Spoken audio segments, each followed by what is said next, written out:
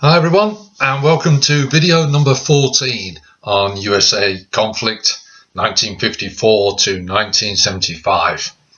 And this video, ladies and gentlemen, is all about something called Black Power 1963 to 1970.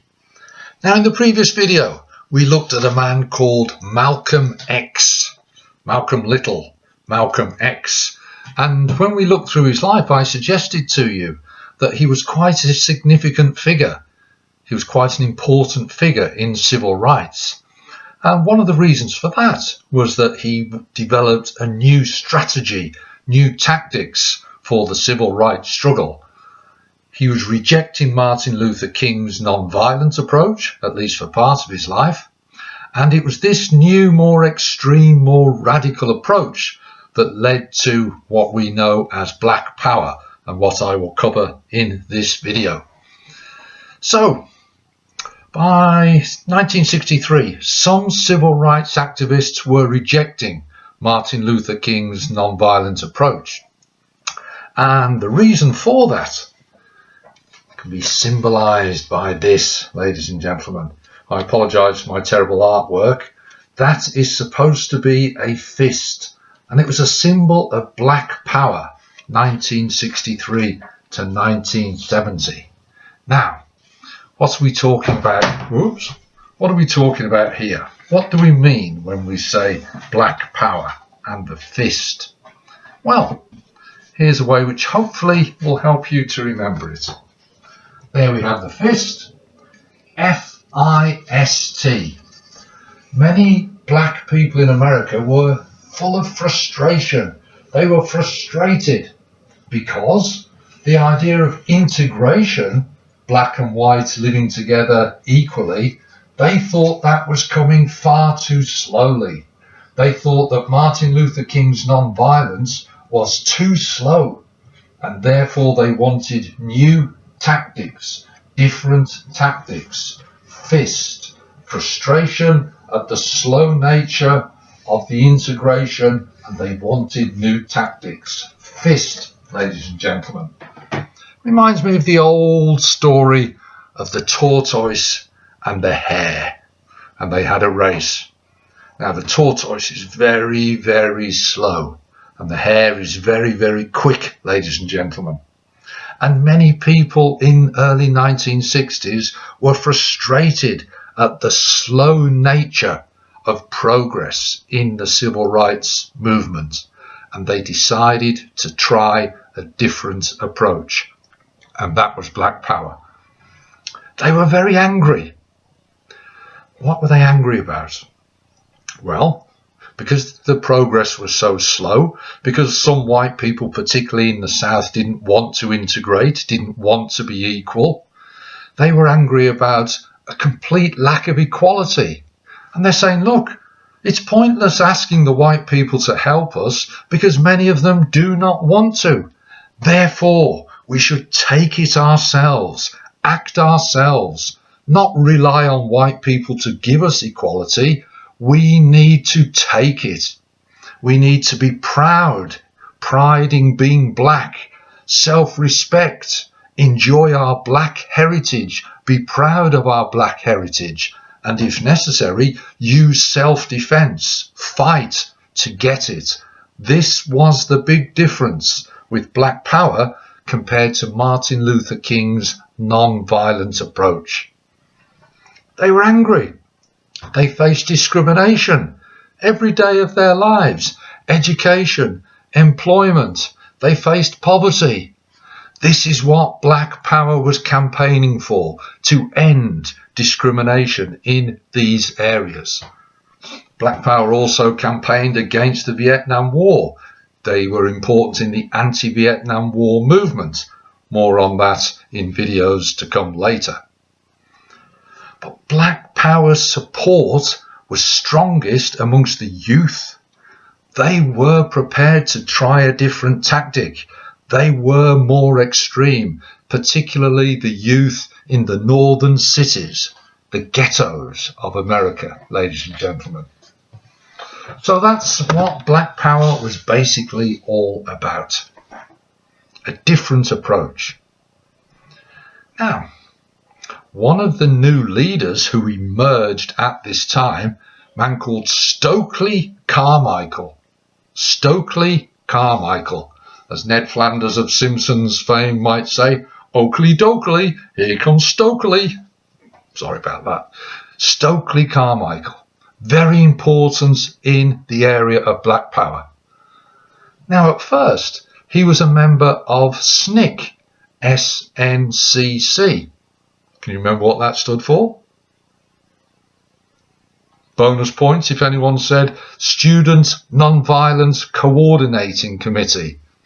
Non-violence, Martin Luther King's approach, and Stokely Carmichael was a member of SNCC.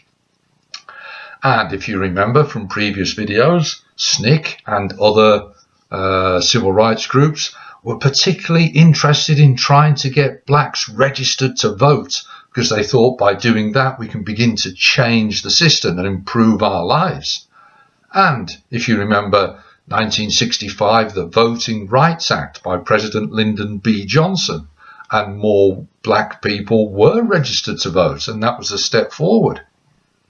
But here comes the next problem. Many black people, particularly those young, disaffected people in the ghettos in the northern cities, they said, hang on a minute, what's the point of registering to vote?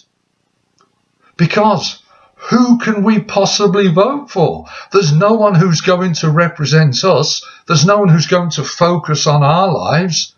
Therefore, registering to vote is meaningless, because there's no one who will help make our lives better. And Stokely Carmichael saw this. He saw this resentment. He saw this anger. He saw this feeling. He said, right, what can we do about that? 1965, Stokely Carmichael set up the LCFO, stood for Lowndes County Freedom Organisation.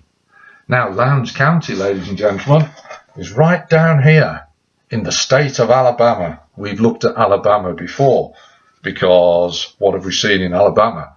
The marches at Selma and the violence. The bus boycott in Montgomery, Alabama. So Stokely Carmichael is working right down here in the deep south, in the state of Alabama. And he sets up this Lowndes County Freedom Organisation. And it has a symbol. This party, this organisation has a symbol. And it's a panther. And they had a slogan, vote for the panther.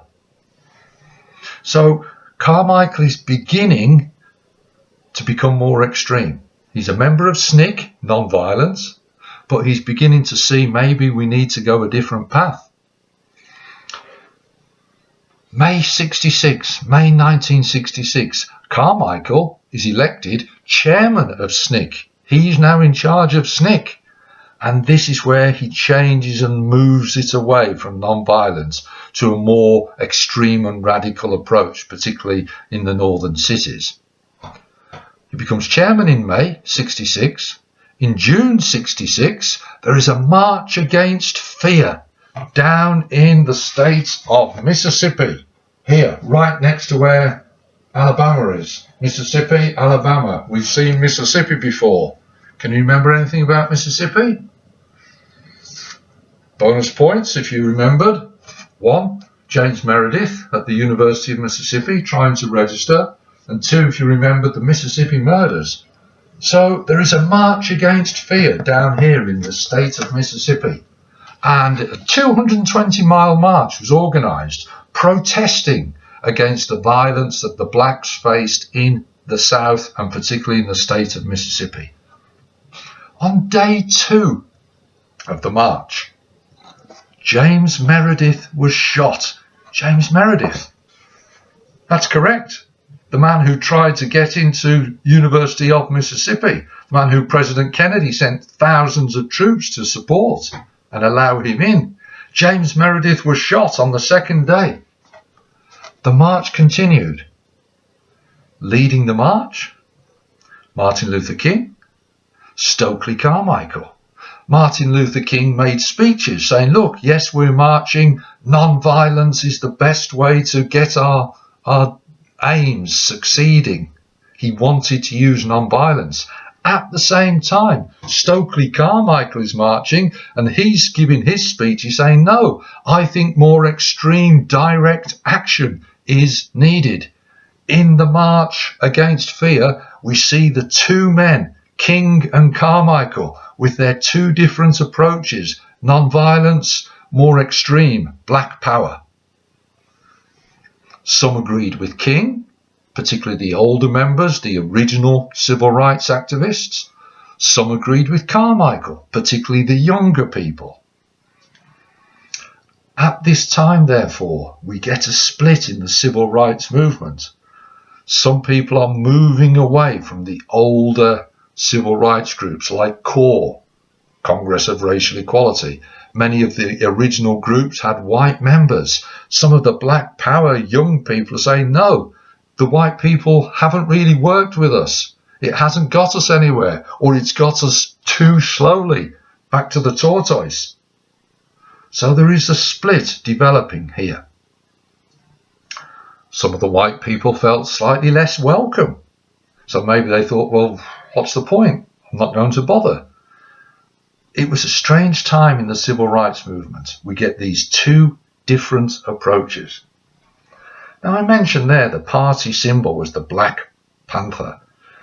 This leads us on to another group in the Black Power movement. Please notice there was more than one group in Black Power, ladies and gentlemen. October 1966. In a different part of America. Most of what we've looked at has been in these southern states. But right the way over here, in the city of Oakland, in the state of California. We've moved across America. Oakland, California. What happened? October 1966, a new group is set up called the Black Panthers, led by two men, a man called Huey Newton and Bobby Seale. Both of those men were influenced hugely by Malcolm X. And one of the Black Panthers, a man called Eldridge Cleaver, wrote the 10 demands of the Black Panthers. Now I'm going to give you a few of them now. You might think, on the face of it, they're quite reasonable. What did they want? Decent housing, full employment, a decent education, an end to police brutality. Black people, if they're appearing in court, to have black people on the jury. They wanted free healthcare. They wanted peace. Now you could say, wow, I can agree with a lot of that, and many people did. Black Panthers were also willing to work with similar thinking white people. They said, look, this isn't a race struggle, it's a class struggle. So we get the emergence of the Black Panthers, again, mainly young people, again, mainly in the cities, in urban areas. What else did they want? Well, they wanted black officials and black police to support and control the black community. Think back to all the violence that they've seen at the hands of white police down in the southern states. Maybe you can understand why they're calling for black police and black officials to help in their community. One thing about the Black Panthers, though. They wore uniform, black beret, black trousers, black leather jacket. And also, they openly carried guns. Now, this provoked a reaction. People were scared, fear, suspicion. So this Black Panther movement was seen as very, very extreme and very radical by other groups in America. Well, let's have a look at the significance of the Black Panthers. At the local level, in the local community level, you can argue they actually had many, many successes. They had many good ideas and they actually carried them out. For example, they introduced breakfast clubs before school for poor black children. They gave away free shoes for poor black children, free medical services for poor black people.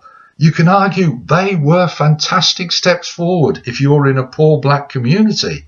Here is a group of people who are actually helping you and improving your life.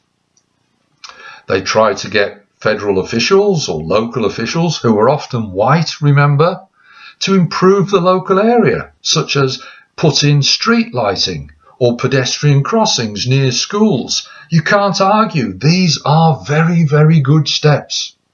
They were a positive input. That's the significance of the Black Panthers there. At the local level, they had a lot of positive successes. However, you can say that maybe there were some negative things as well. To introduce a lot of this and to get organised, they needed money. Now, some black business people voluntarily say, look, here's a donation. I like what you're doing. Here, have some money. But they needed more money. Are they likely to get it from the government, do you think? Are they likely to get it from local officials, do you think? So, if there was a shortage of money, how else could they get it? Some Black Panthers went round robbing banks. And of course, then they were arrested. There were often violent confrontations with the police. Remember, they are armed. Often there were shootouts in the street. By 1969, 27 Black Panthers were dead. Over 700 were injured, including Huey Newton, the founder, shot in a shootout confrontation with the police. He was then arrested for attempted murder. So you've got to say, probably, the significance of the Black Panther was only at the local level. They had a lot of local success, but nationally, they didn't really get what they wanted, a radical change to the system. There were only ever maybe 2,000, 3,000, 4,000 Black Panthers across the country. So factor that in when you're talking about the significance or success or failure of the Black Panthers. Now the final thing, ladies and gentlemen, just before we finish. 1968, the Mexico Olympic Games. The 200 metres.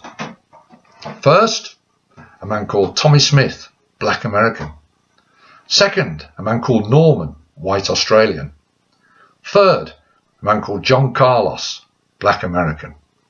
Now, everybody, not everybody, but I love running, ladies and gentlemen. That's one of my medals. Not for coming in the top 3, but coming about 800 in a half marathon. I know, I'm an old man, of course I am. But it's an achievement, and you like to get your medal. Well, imagine coming first in the world. Imagine your medal ceremony for that, for being one of the fastest men in the world. Very, very important to you. The medal ceremony for the 200 metres in the Mexico Olympics. An iconic moment, ladies and gentlemen. Do you know what happened? Well, all the men got onto the podiums, third, second, first. The man who was third and the man who was first, both Black Americans, they got on holding up their shoes. They weren't wearing their shoes. And it was a symbol, a protest. Look, I'm associating myself with poor black people in America who can't afford shoes. Remember, Black Panthers gave away shoes. Then they get their medals, like me, 800th. They got their gold and their bronze, first and third. Then they turned for the national anthem. What they did next, very, very important. They raised their fist, remember, Black Power, fist, remember it? They raised their fist and they had a black glove on it. Black glove, all the way through the anthem. Because they were symbolising, they were showing black power. Well, the reaction. Number one, they were booed in the stadium. Number two, they were suspended from the US Olympic team. Number 3, when they got home, they were subject to death threats, but they had stood up for what they thought was right. Black power. They were showing their symbolism and their support for the Black Power movement. And many of the young black Americans back home watching it looked on them as heroes. But they were absolutely criticised for it. Now, Tommy Smith went on to a career in American football, and he went on and became a professor. But he was very, very severely criticised, as was John Carlos. Now, the white Australian, the man who came second, he knew they were going to do this, and he said, look, well, I can't put a black glove on because I'm not black, but he wore a little badge, a human rights badge, because he supported what they were doing. And indeed, when the Australian died in 2006, John Carlos and Tommy Smith helped to carry his coffin. Just a little story there for you. But the Mexico Olympics, the 200-meter protest, showed that black power was very, very important to young black people in America in the 1960s. So there we have black power, ladies and gentlemen. Now, I've hinted that it was a different approach, a different strategy, different tactics. And I've hinted that it was non-violent. Well, something was coming next. Throughout the later part of the 60s, there were huge riots. Quite a lot of violence. And that's what we'll have a look at in the next video. As ever, I hope it's been useful. All the best now. See you soon.